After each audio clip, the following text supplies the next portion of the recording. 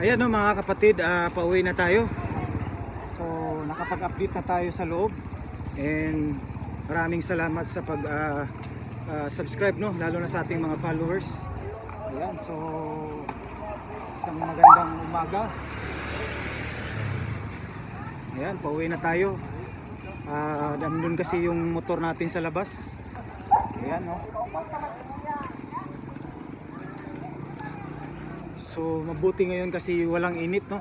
Unlike sa 2023 na vlog natin dyan sa ating mga kapatid no. So suportahan natin yung reels natin dito sa FB page no. At saka dyan sa ating YouTube channel no, short video. Ayan. So 2023 mas madami ang tao ngayon no. Saka napakainit nun. So medyo ngayon hindi masyado mainit. Ayan.